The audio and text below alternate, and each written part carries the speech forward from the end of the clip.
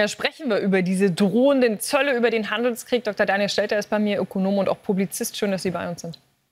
Hallo.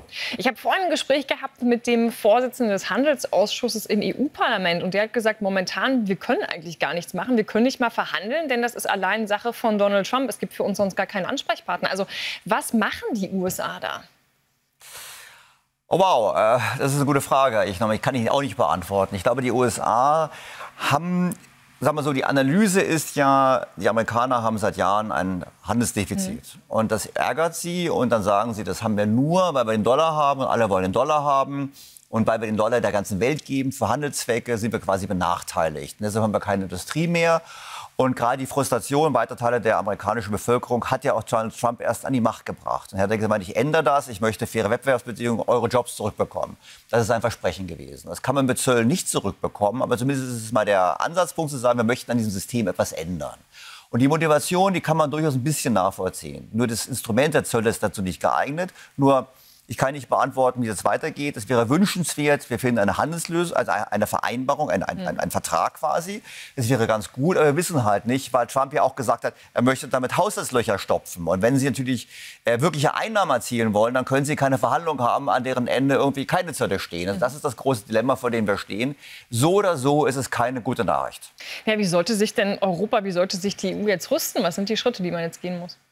Also wir reden ja sehr viel von Gegenmaßnahmen. Nach dem Motto, wir machen Zölle und wir werden jetzt irgendwie die Digitalkonzerne besteuern und andere Dinge. Ich finde das alles ein bisschen enttäuschend, weil die Tatsache ist ja schon, dass Europa seit Jahren wirtschaftlich zurückfällt. Und ich finde es so ein bisschen wie ein Wettkampf. So, ist man fit, ist man nicht fit. Und wenn man nicht fit ist, dann kann man sich auch nicht richtig aufstellen, wenn jemand anderes kommt und sagt, ich bin der Stärkere, ich setze dich unter Druck. Vor dem Hintergrund, finde ich, ist die eine Antwort kurzfristig zu sagen, wir gehen damit um. Und dann bin ich übrigens dafür, statt zu sagen, wir erhöhen Zölle, würde ich eher sagen, wir machen es ganz anders. Wir schaffen die Zölle ab. Ein ganz klares Signal, wir haben keine 10% Zölle mehr auf Autos, gar keine mehr von euch. Israel hat das ja zum Beispiel schon so gemacht, ne? Ja, Israel ist natürlich sowieso generell hat eine andere Situation als wir, ein bisschen größer. Aber im Prinzip zu sagen, und wir arbeiten an unserer Fitness, wir machen unsere Hausaufgaben. Das ist ein Punkt, den ich immer gerne mache, aber wir haben hohe Energiekosten, wir haben Überregulierung, wir haben ganz viele Dinge, die negativ sind. Und wenn man mit den USA sozusagen in Wettbewerb treten möchte, und das sollten wir auf jeden Fall tun, dann müssen wir eben an unserer Fitness arbeiten. Und das ist nicht damit getan zu sagen, wir können es auch Zölle erheben.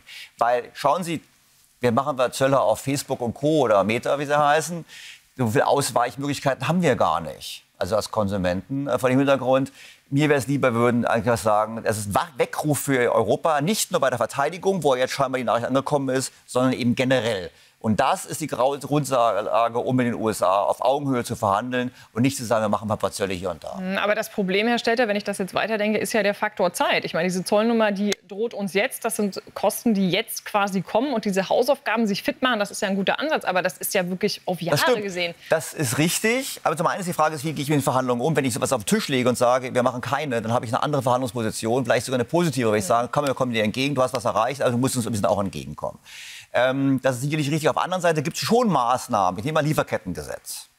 Ja, wenn wir jetzt die ganze Welt, quasi die USA hat die Zölle und wir sagen Lieferkettengesetz, und da gibt es ja viele Dinge, die auch nicht erfüllbar sind. Wir sagen, wir machen da einen anderen Ansatz. Wir versuchen nicht die Welt zu erziehen.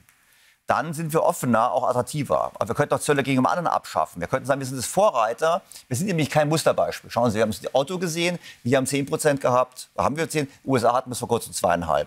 Wir haben sehr hohe Zölle auf landwirtschaftliche Produkte in Europa. Wir grenzen teilweise die Entwicklungsschwellenländer auch aus. Also ganz zu sagen, wir machen einen ganz anderen Ansatz. Wäre besser.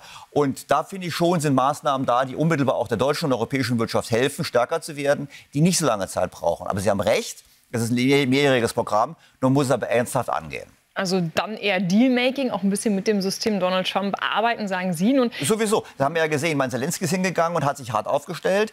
Andere waren viel geschmeidiger. Schauen Sie, Macron war da geschmeidig und hat da dem ein bisschen, wissen Sie, müssen zum Donald Trump. Der steht auch nicht mit dem Rücken an der Wand. Ja, aber Sie müssen so zum Vergleich. Gut, das ist eine Frage.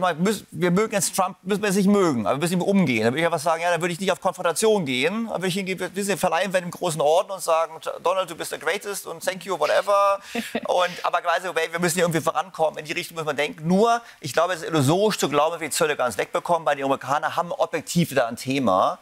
Die Zölle sind die falsche Antwort und das müssen wir denen halt klar machen, dass es andere Wege geben muss, damit sie dort, wo es erforderlich ist, ihre Industrie wieder ein bisschen aufrüsten oder bessern können. Das müssen sie machen aus verteidigungspolitischen Gründen, genauso wie auch wir das machen müssen. Naja, Wladimir Putin hat das System erkannt. Er hat direkt ein gemaltes Bild von Donald Trump selbst überreicht. Also ja, aber ob das jetzt, also jetzt weiche ich mal ein bisschen von politischen Themen ab. Also ich glaube nicht unbedingt. Aber ein schönes Beispiel. Putin, hat man gesagt, der Trump ist der Putin-Versteher. Jetzt haben wir aber gesehen, der hat auch eine Ansage gemacht dort. Es ist chaotisch, wir würden es uns planbarer wünschen. Auf der anderen Seite ist diese Disruption auch ein Zeichen dafür, dass eben über Jahre in Amerika was nicht gut gelaufen ist. Und machen wir uns nichts vor, auch in Europa läuft nicht alles gut. Und wir sollten eben sagen, es ist ein echter Weckruf für Reformen. Und den sehe ich weder auf EU-Ebene noch in Deutschland, wenn wir jetzt gerade die Koalitionsverhandlungen betrachten. Das macht mir große Sorgen. Wir brauchen eine kurzfristige Antwort auf die Zollfrage, stark aufstellen, Argumente haben. Ich persönlich würde eher sagen, wie gesagt, eher statt erhöhen sagen, wir gehen runter. Und da müssen wir aber endlich auch mal anfangen, daran zu denken, uns in Europa und Deutschland wieder an der Wirtschaft zu orientieren, die groß zu machen, die besser zu machen.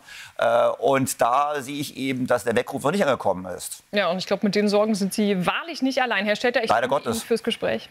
Danke Ihnen.